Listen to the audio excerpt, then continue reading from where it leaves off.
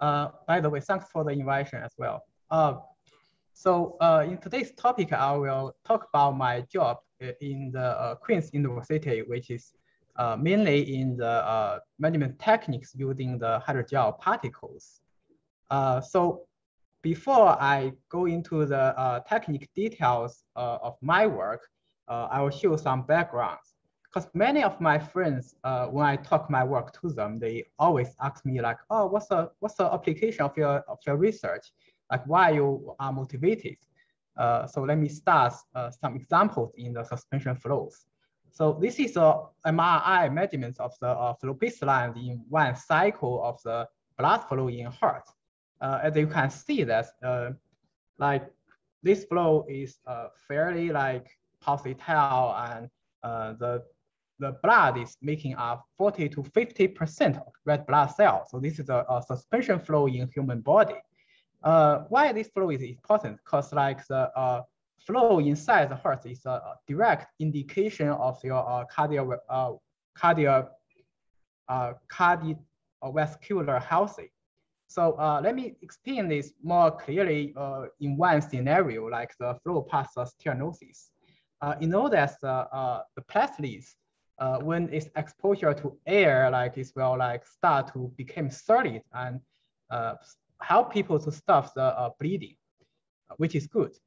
However, when the platelets exposure or shear flow behind the stenosis, the platelets can be active depending on the strength of the shear rates and depending on how long these platelets can exposure to the shear flow, then accumulate, like they became solid and accumulate behind the stenosis. And for one instance, like the thrombus will be formed.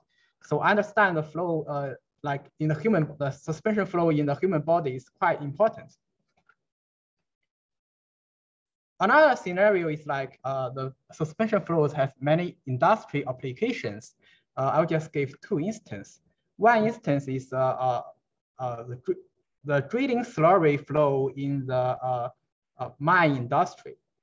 For instance, the drilling slurry will need to be discharged from the drill pipelines to continue drill deep into the gas or oil well. So people are optimize the shape of this discharging pipeline to see how the drilling slurry could be like discharged efficiently. Another example is like people thinking about as active materials as particles inside a flow battery. So by this way, the interaction between the active particles and the current collector, you know the reaction only happens when the particle contact with the current collector. So how the particle and the volt interacts will influence the performance of this kind of battery. So like we understand the dynamics in the suspension is quite critical. I will give another main field of the suspension flow, that's the environmental flows. We know that transportation of sediments is quite critical in the environmental flows. For instance, like how these materials is transported by these tiny rivers to the Costco Sea. And then people investigate how these materials residence in the Costco Sea. And this is a direct indication of the water quality in that area. Another example is like the formation of the sediment rocks. So these sedimentations are transported by the river and then new geometry will be like formed. Keep this in mind, I'll give the content of today's talk. So the first part of the talk, I would like introduce the hydrogel particles, and then I will show two examples. I use these hydrogel particles to do the measurements. The first example is turbulence decay in the dense suspensions. And the second example is the vortex reinformation and evolution in dense suspensions. And then the second part of the talk is I will measure the dispersed phase and the carrier phase simultaneously in the suspensions. And then I will give the sleep velocity. I use two techniques. One is check the box. Also, people refer this technique as 4D PTV. So you're tracking the like tracer particles in the carrier phase and the solid particles in the dispersed phase directly. And the other one is I use echo PIV, which I use the fundamental image and harmonic image to separate these two phases. The third part of the work, I will show like my work towards understand the mass transportation in the suspension flows. So why the flow, like the measurement in suspension flows is so challenging? That is because like even in a very dilute suspension, the flow is opaque. Just two instances here, like one is the cloud in the thunderstorm and one is the sandstorm. So both of the volume frictions of these suspended particles are less than 0.1%. However, you can see like they are already opaque. This gives you more sense of how cloud these particles, like in red blood cells, the volume friction is 40% to 50%. So in the chart, that means the particle distance between the particles is only like 1 particle diameter. So you can see they are very crowded. And classic dense suspension will define as a particle distance between particles is 2 particle diameter by itself. So it's only 8%. If you have so many opaque particles in the liquid, it's naturally like your flow is opaque. Previously, people do not have methods to really look into the suspensions, and what they do is like they investigate the flow to consider the flow as uniform, and then they do some rheology measurements there. The main instruments is like use ways to creating Cuvetta flows. For instance, this co-rotating cylinder and this like you drag the top plates, and also people use very thin film which is inside the thin film. If there's no like surface waves, it will be a Cuvetta flow. So what they do is like they can measure like depending on the shear rate and the volume friction, they get effective viscosity. So they consider the suspension has higher viscosity, and then they do empirical fitting to find the effective viscosity versus the shear rate and the volume friction. For majority of the like common theme particles is actually like only related to the volume friction. So like this is like the empirical fittings like they obtained. However, as I first introduced the 3 examples, like we cannot only like as a volume like a effective viscosity, then we know the particle residence time, like we know where is the high shear rate range, and we know like how long the particles stay in this shear range. So we have to look into the suspensions. Like naturally, people will use the refractive index matching method.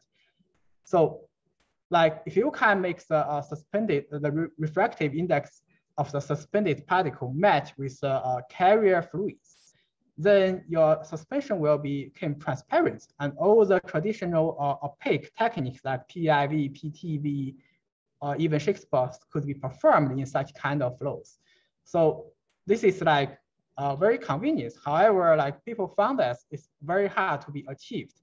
So this example is until now, even 10 years later, Winder Sainer still championing the measurements in this field. So what he did, he's like mixing 3 fluids to match a plastic particle, the refractive index of plastic particle. And he achieved this in a diameter of 6 centimeter cylinder. And this is like in a volume friction 55% and go through particle liquid interface of 350. So it's very amazing. However, if we look at the transmittance of this working liquid, you will find that even a slight difference of the refractive index, like say 1/1000, the transmittance drops like by 50%. So it requires a very rigid experimental controls, like they claim that the temperature difference within the working liquid has to be 1.25 Celsius. And also they claim that the suspension they made cannot be measured if this lasts more than 24 hours. With this, such a rigid experimental control limits this technique implements in like the heat transfer measurements, and also it limits this in like large facilities. For instance, if I want to measure turbulence flows, I cannot do a very well experiment control in a large experiment facility like wind tunnel or water tunnel. That's basically impossible. So people thinking about like, oh, the refractive index matching procedure is quite complex and control is very rigid. Is there any simple way the hydrogel come into the mind? So this is a commonly seen like commercial sold hydrogel particles. The hydrogel particle is made by the super water absorbent polymer. So the super water absorbent polymer can absorb water more than 100 of its own weight. So 99% of this bead is made by water. So naturally, if you fully saturated this polymer, you can get a particle like made by majority of parts water. So this way, like the refractive index is matching with water. So you just need to like fully saturate your particle and then put your particle in water, you can measure the suspension flows. However, the commonly used water hydrogels has two problems. But one problem is like the diameter of this particle is fairly huge, like it's on order of 1 centimeter.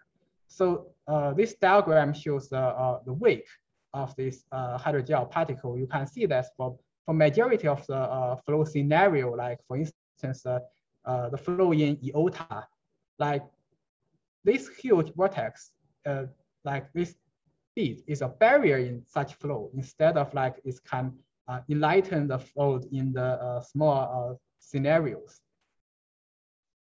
So keep also like the water absorbent of this kind of particle is only 100. So it's really like the generated refractive index is not so closely to water that you can go through many interfaces. I tested this particle, it only works for 10 interfaces. So the magic volume friction is very low. However, I look at the literature in 2017. Even by that time, I found the recorded maximum water absorbent by this SOP polymer is 2000.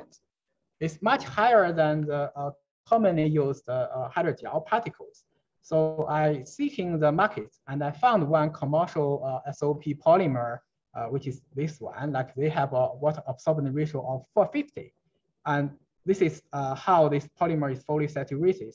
When the polymer is fully saturated, it only has a particle diameter of 1 millimeter. Like you can see this ruler here, and you can see like this is the dyed saturated particles, like they are fairly small. And then, because it has a very high water absorbent ratio, the generated suspension is quite translucent. This is a 55% volume friction suspension, and you can see I put the ruler inside the beaker. I still can read the scale of the ruler, even it's not so clear. With this hydrogel in hand, I can just like saturate the particle and then pour it in your tank and then do measurements. And the particle diameter is much smaller, which means the measurable flow domain is way more extended. So I'm eager to design an experiment, which is a classic turbulence flow behind a grid. And then I measure the decaying of this grid turbulence to see if the polymer I found works. So this is how the rag is built. So I use a fluorescence tracer in water, and then I use a long pass filter to further reduce the scatters of the hydrogel particles. And this is how the fluorescence tracers looks like in the real experiment. And this is a 20% suspension. I tau the grid at only one speed, like 0.25 meter per second.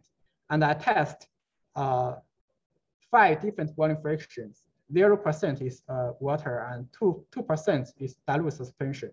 9, 18, and 24 is dense suspension. So this is how the raw measurement image looks like. You can see that for dilute suspension, like the particle image is not dramatically different from the typical PIV measurement image. However, as the volume friction begin to increase, you noticeably like the image quality degrades a lot.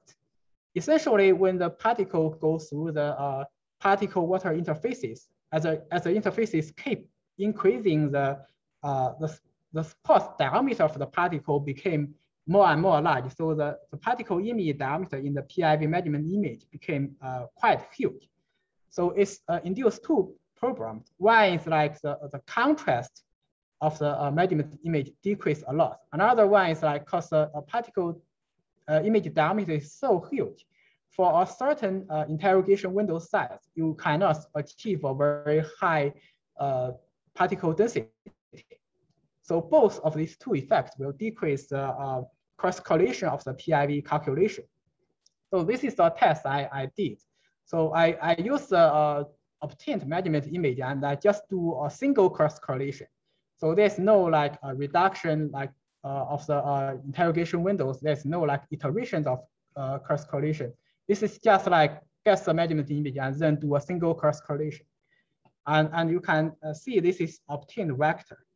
For 2%, 9%, I'll say that is the measurement results is even like it's no fancy technique, no fancy algorithm involved here. The measurement results is still quite good. However, when the volume friction go to like 18% and 20%, like especially 24%, you can see like it's pretty much unusable. So I want to justice like at which points my technique cannot be used anymore. What I do is I guess my measured image, and then I artificially shift the image by 1 pixel to 10 pixels. And then I do a cross correlation, also a single cross correlation, and then see how the obtained displacement matching with the displacement I gave to the particle image.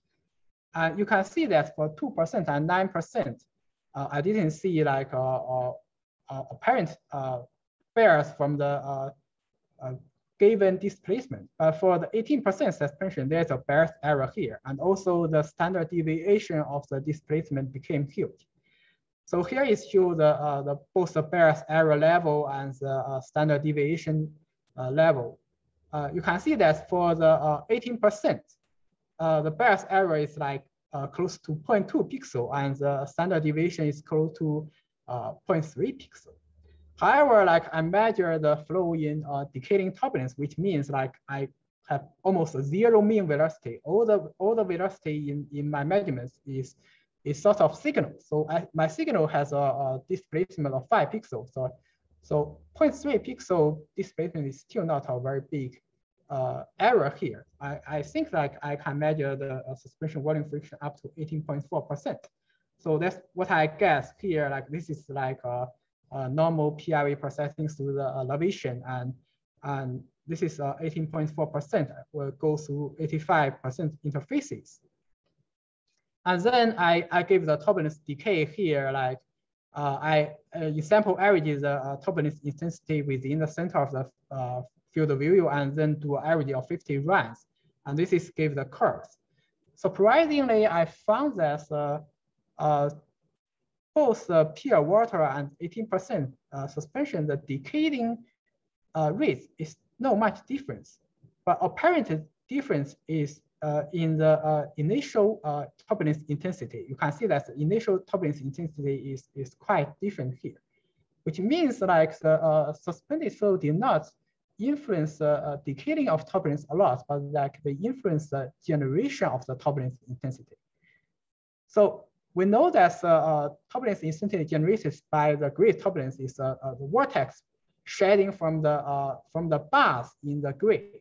So this is a program of the vortex interact with suspended particles. So I want to know like how the vortex interacts with the suspended particles. So I designed another experiment, which is I use a classic piston cylinder to generate a vortex ring, and then I put my hydrogels in this tank to measure the vortex ring flows in suspensions. And this is how this rig is built. And this is like the PIV measurements in the lab. So I tested a very wide range of Reynolds number from 760 to 10,000. And I keep the like the outer cylinder very huge so that we don't have the wall effect. I tested 3 volume friction. 0% is pure water, 2% is dilute suspension, and 20% is dense suspension. So this is show the results of a relative low Reynolds number, in pure water and in 20% dense suspension. You can see that the 20% suspension, even when matching the Reynolds number here, the generated vortex ring is quite different. Like it seems like the core of the vortex is elongated in the x direction and is way more diffuse in the dense suspension. And then if we look at a relative high Reynolds number case, you can see that the generated vortex ring is still sort of elongated in the x-axis, and you can see like it's like diffuse a lot in the 20% suspension. And also like it seems the secondary vortex generated by the vortex rings, like you can see the secondary ring. Like in the dense suspension, this secondary ring did not roll up. So let's give some quantitative values for the vortex ring in dense suspensions. So I plot 3 parameters. The first one is like the location of the vortex ring. So x3 is the x location of the core of the vortex ring. You can see that for different, by the way, the hollow mark is for pure water. The solid mark is for the dilute suspension, and the solid line is for the 20% dense suspension. And different color corresponding to different Reynolds number. If they are the same color, that means they have the same Reynolds number. So for the vortex core location for both the dilute, dense, and water, like the vortex core location is not different. So they are all the same.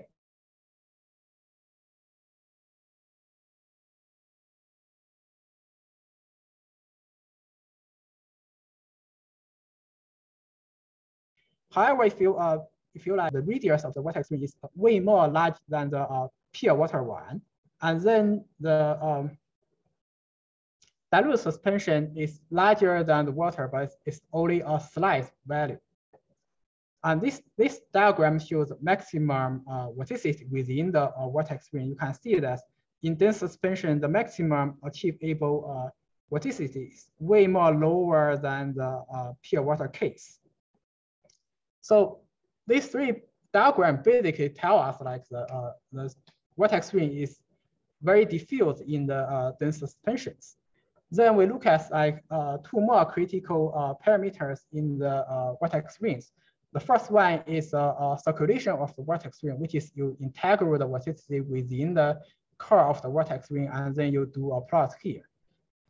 You can see that even the vortex ring is quite diffuse in the dense suspension. The circulation of the vortex ring is much higher in comparison with the pure water case. And another parameter is non-dimensionally vortex core radius, which is like the vortex core radius divided by the the radius of the ring itself, which is, we still can notice that for the same Reynolds number, the 20% dispersion gave a much larger non-dimensionally vortex core radius, which means like the vortex ring generated in this suspension is much thicker than is in the pure water. So why we have this difference in the dense suspension? Like I plotted mean velocity profiles along the axis of the vortex core, and this is generated plot. We can see that like within the jet potential core, like at this range, the velocity profile is not like different from the dense suspension and the pure water. However, within the jet boundary where you have a high shear rate, and also in the vortex curve, like you can observe a apparent difference between the water and dense suspension. So that's give me a mind like it must be the initial effects of the particle that play an important role here, which is the inertia of the suspended particle can be represented by a critical number, the particle Reynolds number. This is an expression of the particle Reynolds number, which is the density of the liquid multiple the shear rate of the flow multiple the square of the diameter of the particle divided by the viscosity of the working liquid. So you can see that only when there's a high shear rate, so the particle Reynolds number is high, you can observe the difference here. And then I look at the literature to see how the particle inertia influence the suspension, and I found a paper published in 2017, which is they also investigates the particles has high inertials using a cold rotating cylinder. And then he tested in different particle Reynolds number and in different volume friction. For our suspension, we have 20%. So we just check the triangles here, and my particle Reynolds number in the vortex curve is 32. So I check the particle Reynolds number 30 here. So based on Larry's Garrigo's measurements, I found that the effective viscosity should be 4 by his research. Let's say previously due to the curve fitting, if we neglect particle initial effect, we have an effective suspension viscosity of 2 multiple the suspension multiple the viscosity of water. However, based on the other people's research, this effective viscosity should be 4. If we use 4 here, will we like get a similar results for the circulation and the non-dimensional vortex ring diameter? The answer is yes. Notice that these Reynolds numbers are already divided by 2, so we're matching the effective viscosity. So if we use the effective viscosity of 2, these Reynolds numbers for dense suspension needs to be further divided by 2. So we only need to check the 1220 Reynolds number for dense suspension and compare with 760 for pure water, which is this curve and this curve, this curve and this curve. You can see that they are very similar. And we can also check the 680 of the 20% suspension and the 3040 in the pure water, which is a red curve here and black curve here, red curve here and black curve here. You can see that for both cases, we occasionally match each other, like the vortex ring dynamics matching perfectly. So it tells us that the particle inertial effect definitely influence the formation of the vortex rings. Although like right now we cannot give like theoretically solutions for this effective viscosity, but we still can use the empirical relation to predict the shear flows in the dense suspensions. So this is the end of the first section, and I will go to the next section, which I will introduce how I measure both phases in the suspension flows. So naturally, if I want to measure both phases in the suspension flows, I can track the tracer particles in the carrier phase, and then I can track the suspended particle itself in the suspension. However, if you want to measure both particles simultaneously, to my knowledge, until now, I didn't find any technique that they can achieve elegant measurements. So we have to sort of found a way that we can measure both phases independently, but we can superimpose these 2 measurements and get a slip velocity there. So fortunately, I use a vortex ring generator, and you know that vortex ring generator is a very elegant experiment, and the results of the generated vortex ring is highly repeatable as long as the vortex ring is not transition to turbulent or it's not break. So this curve shows like 8 PIV measurements of the vortex wind generated in my generator. And you can see that for all the 8 runs, the vortex curve location is sort of overlap with each other. So this measurement is highly repeatable. So it's gave me a mind like I can like track my tracer particles in the suspension, and then next time I can track my solid particle in the suspension, and after that I can superimpose these two measurements together and then get the slip velocity. So this is a Schick's box measurements I obtained. This is a carrier phase, which is use fluorescence tracer particles. And this is a dispersed phase, which is I use hydrogels to directly tracking the flows. You know that a Schick's box is very hard to be performed. So I only do one test case here. And pretty much you can tell like these two flows, even they are measured independently, the generated vortex wind is quite in phase. Even the break of the vortex wind is sort of in phase with each other. So we can fairly like confidence like this method will work and give us a reasonable average slip velocity. Then I superimpose these two measurements together and see if the vortex wind is really in phase with each other. So I separate the fluid particles by some criteria, like say the red particle is a jet particle. Let's go into the go above the y/d equal 0.5, and the blue particle is the jet particle, always stays in the jet, and gray particle is the background particle. And let's see like if they follow each other.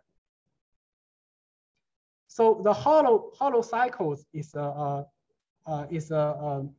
dispersed particle, and the dot is a carrier phase of fluorescence tracers. You can see that all these hollow particles and the dots, they are sort of overlap with each other. And I didn't see an apparent difference between the colored range of these two measurements. So it's very safe to say that these two phase measurements is in phase with each other. Keeping in mind, I select like different lines in my vortex wind. For a confined vortex wind, the formation number is around like Stokes ratio 2. So I select the Stokes ratio 2 to 3.5, which is I suppose the vortex wind is already fully formed and is sort of frozen going forward. And then I average the velocity profiles within this scan, and get the average velocity profile for both the carrier and the dispersed phase. So this is a velocity profile I obtained, and this is a slip velocity I obtained.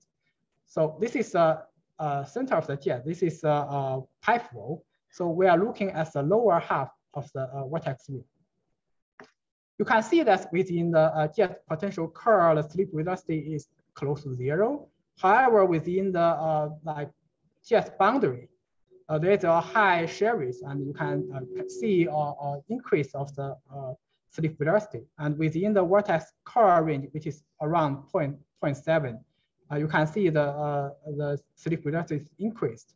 And right inside the vortex curl, due to the centrifugal force, the slip velocity is decreased again. So this measurement is very reasonable, and this can be physically explained. So we achieve our goal. However, Schick's box measurement is quite complex and has very rigid requirements on the optics measurements. So such that I cannot achieve a slip velocity in dense suspensions. Then I'm thinking about whether I can achieve the measurements with ultrasound. Initially, I tried to use the ultrasound to measure my hydrogel suspension, which I told to get a higher volume friction. However, when Reda and I were in the lab, we found that the harmonic image of the hydrogels is disappeared, which means that we can add contrast agent inside the suspension and using the harmonic image to measure the dispersed phase. And we can use the fundamental frequency which use a fundamental image to get the carrier phase. So this diagram shows how the idea works. Initially, like this is a dispersed image, which is like you have a ultrasound frequency of 9.3 megahertz. And then when you apply the harmonic image, you filter out all the frequency like lower than 9.5 megahertz. And you measure the harmonic echo of the particles, which is 18.5 megahertz. So even the suspension is mixed with hydrogel particle and the contrast agents, you can only see the contrast agents in the carrier phase and you don't see the dispersed phase. So this video shows more clearly what I mean. Like this is hydrogel particles in the fundamental image.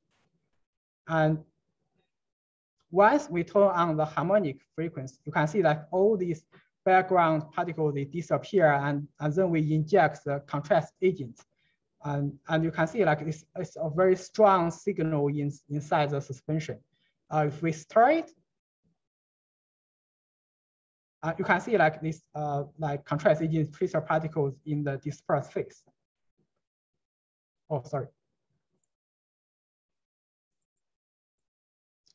So by this way, we can measure the carrier phase and dispersed phase like also independently, but we already proved that like we can superimpose measurements results in the vortex ring.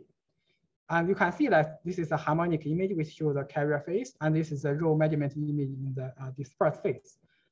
This is a fairly good particle image for PIV measurements. And this is measurements we obtained for the echo PIV for 20% suspension. And this is optical PIV I did. And in comparison, like you can see that the echo PIV even given a better reconstruction of the vortex ring, which means like the hydrogel particle is like for the sound signal, the hydrogel particle is influence the measurements less than the optics measurement, which means that we can even achieve the measurements in a much higher volume friction. So we tried the 40% volume friction of hydrogel, and I didn't see image quality decrease in such high volume friction. And these are the reconstructed vortex ring. And this gives the mean velocity profiles for both the 20% and 40% suspensions. However, even we get these nice results, I cannot explain these results. As we mentioned, like we think the slip velocity difference is because of the inertia of the particle, which is related to the particle Reynolds number or related to the shear rate. However, in the jet potential curve for the dense suspension, we will observe like apparent discrepancy, and the discrepancy is bigger than the measurement error. So like for the measurement technique point of view, we are a success. But for the physical explanation, it is hard to achieve.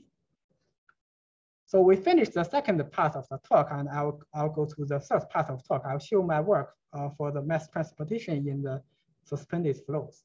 Usually we get raw particle image. We'll do a PIV correlation, and or like alternatively we can do is like Lagrangian form, which is we can generate the flow map. So traditionally speaking, the PIV image will usually have a higher spatial resolution, and it can access to the gradient, which means it can calculate the vorticity, and the measurement is more homogeneity in compare with particle tracking. Meanwhile, the particle tracking will can give you the material derivative, and this can give you the measurements in high shear range. Also, like your particle could be like much more close to the boundary. More importantly, like this can give you the transportation phenomenon.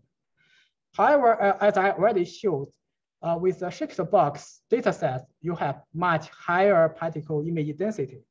And in combination with the flow map compilation technique, we can get very long pace lines and with a very high spatial resolution, which means like these advantages for the PIV measurements maybe not an advantage anymore.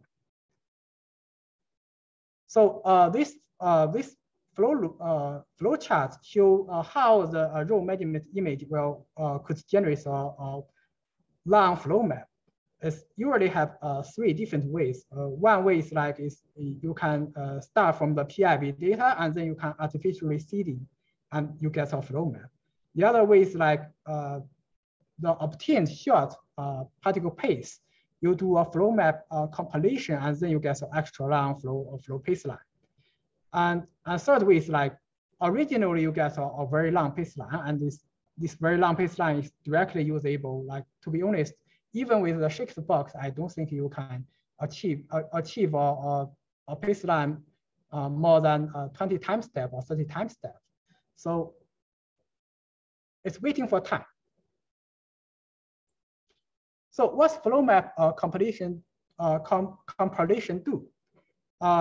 Flow map compilation is to connect the short pace line you get from the particle tracking measurements to get a extraordinary long pace line.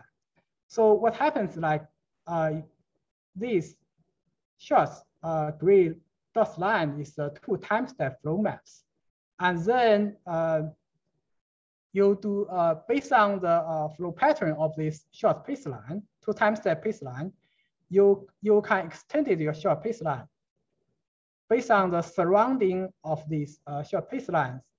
You get an extension, and then you get another 2 time step pace lines, move 1 time step forward, and then you get another time step extension for a short pace line.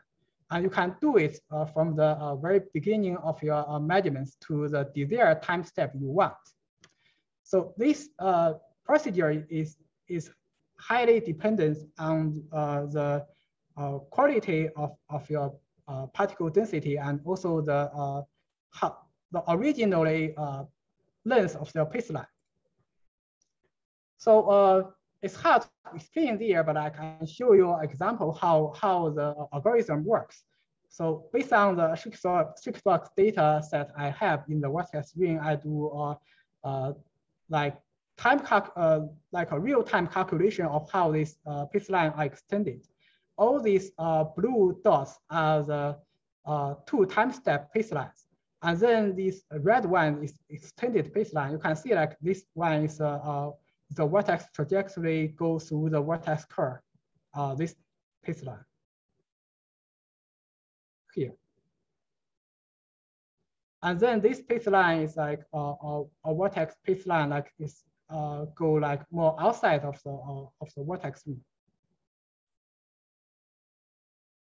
So we got extended space line. What it do? Like it is quite enlightened from the mass transportation point of view. For instance, once we get this extra long pace line, we can track the vortex ring formation from a mass transport particle. So we categorize particles inside suspension by 4 different categories. The red one is a jet particle like used to involve in the vortex curve. And the blue particle is a particle that did not go into the vortex curve, but start from the jet range. And the gray one is like the background particle, and black one is a background particle that's used to intrinsic in the vortex ring. And this is what we get. So you can see that like it's only a thin shear layer that's really go to the vortex ring, which is like this match the theoretically modeling of the vortex ring. And also it's only a small portion of the background particle that's really intrinsic in the vortex ring. And majority of the particle like within the jet protection curve, they are e-rotation. So we can do it like with extra time steps until the stroke ratio go up to 8. And you can see like the vortex ring formed and then it's breaks. And you can see the front contact line became Charles once the vortex ring is break here. So another mass transportation behavior like induced by the vortex ring is like the vortex ring can bring the particles towards the wall. As we mentioned, like the particle-wall interaction is a very important phenomenon in suspension flows. And in many scenarios, people want to use certain kind of ways to transport the particle, let's increase the interaction between the particle and the wall. So let's see, like if we can review the mass transportation process with our extended baseline. So we color the particles by 4 different categories. Like the red one is a particle that start from the jet, but it's used to enter the near wall range. And the blue particle is a particle start from the jet and it did not go to the near wall range. Black particle is the background particle that's used to transport it by the vortex ring to the near wall range. And gray particle is the background particle is never transported to the near wall range. And this video shows how the vortex ring brings the particles towards the near wall range, which you can see that still within the jet potential curve, like many of the particles stay in the jet, is not going to the near wall range. And these particles like involved in the vortex ring curve did not go to the near wall range either. It's only the particles like sort of irrotationally is brings by the vortex ring and going towards the near wall range. So if we look at this more details, we are not only just show like how many particles is transported by the vortex ring to the wall, but we can also show the time history of these particles, how they transported to the near wall range. For instance, at t equals 0, we know that this is how many background particles, the black particles, is transported by the vortex ring towards the wall. And this diagram is show like how these particles transported to the wall. This is like when the particle is transported by the vortex ring go to wall. The time of the particle go to the near wall range. You can see that the vortex rings gradually swipe the background particles into the near wall range, and as long as the vortex ring is laminar, you have a very clear separation lines of these background particles transported to the near wall range. And once the vortex ring became turbulent, you have these irregular interfaces. And because we have an extra long baseline, we can track these particles as different time instance. For instance, as t equals 0, this is like these particles, and I can also show like what happens between the as any instance in my spanwise. For instance, I select the instance Stokes ratio equals 6. You can see that for the Stokes ratio below 6, all these particles are transported by the vortex ring, and it's already sort of left behind by the vortex ring, and some of the particles is entrained into the vortex ring. And all these particles like transported into the near wall range as Stokes ratio 7 or 8, they are is going to pass through the near wall range. So clearly you can show the time history of the transported particle. And you can see like how many particles is transported into the wall start from the jet as well. Like this is t equals 6. These blue particles, sorry, these red particles are transported into the near wall range, and you can show that how these particles are going to the near wall range and how they are left behind the vortex rings. So this time history gives us one more parameter, the particle residence time. So the particle residence time is a particle residence time within a certain area of interest you define. Because we already get extra long baseline, we just need to count the time steps within a baseline there, you get this particle residence time. So we did this experiment behind the stereognosis model, and this is what we get. You can see like this is a jet, and this is a sort of like a dead flow range behind the stereognosis. You see that the particle is only transported and left the area of interest by the KH instability of the shear layer of the jet. And all these particles are not involved in the free shear. Like they sort of like accumulate there, and you can see the particle residence time is constantly increasing in this dead flow range. So this is sort of like all the content of today's talk. Basically, I achieved the measurements using a hydrogel particle, and I found this the test is dramatically simplify the test procedure required in the suspension measurements, and it gave very reasonable measurement results. And I performed experiments in the turbulence attenuation and the vortex ring scenario to interact the effects of the suspended particles on these two flows.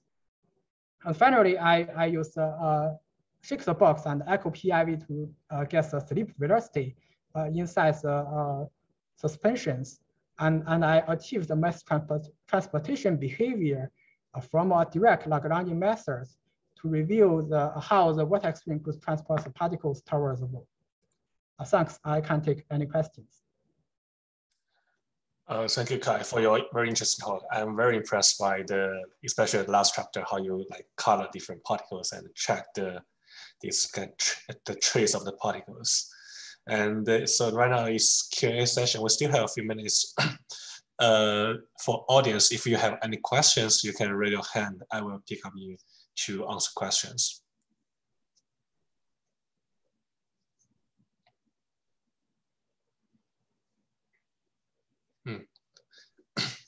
Maybe everyone is pretty shy today. So actually I have one question.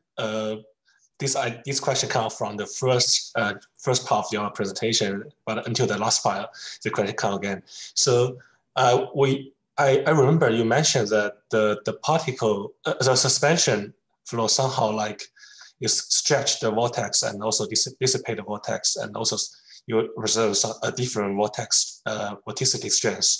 So I'm wondering, so whether it is possible that we can apply this particles suspension flow into like a mixing applications. So if yes, how to like enhance such a mixing ability of using a suspension flow? Maybe we can use that for the industrial application or something like that. So based on experience or based on thinking of its problems, so what's your suggestion that which direction we should go to enhance such a mixing effects of the suspension flow? Zhang, could you repeat the question? I'm sort of confused. Yeah, so I mean, you mentioned somehow the suspension flow is like it's changed the vortex behavior compared to like a static compared to a pure water, and I'm wondering if the suspension flow, this phenomenon can be used for like a mixing of the between different particles or different flows for some industrial applications. Oh yes. So this is what like my ongoing research. So what I did is like like currently the thermal collector using like the working liquid of the thermal collector could be like dramatically increase the efficiency of this working liquid could be dramatically increased if we use suspension flows. Like you have solid particles inside the flow, and then the capacity, the heat capacity of the working liquid could be dramatically increased. But like they have a side effect, like you add suspension particles, you add a viscosity, and then you will like make the liquids less unstable. You will cause problem like if the particle like block the pipeline, if the particle like block the valve, and how the particles may damage the centrifugal pump. However, traditionally speaking, like if you only have suspended flows like go through a pipeline, as we already showed, like you don't have a sort of way to disturb the particle to let some like contact with a pipe wall, which is a pipe wall is collects the heat from the sun. Mm-hmm. So such that it's bring the heat and makes the system work more efficiently. And if you have a vortex ring, which is you can transpose the particles towards the wall, and you enhance the collision rates between the suspended particles and the wall, then you can increase the efficiency a lot. So I'm wondering if the increase of this efficiency is deserves the pressure drop of the system, like whether it could be like make a balance here. So that's what my it's my future research. Yeah, very interesting idea about that. And I don't know, I just answered a question about your future research. And if we don't have a question from other audience, and I think that will be all for today's presentation. And we just passed 1 minute, 1 more minute after our scheduled time. And thank you for all audience joining today's seminar. And we will see you again in next week.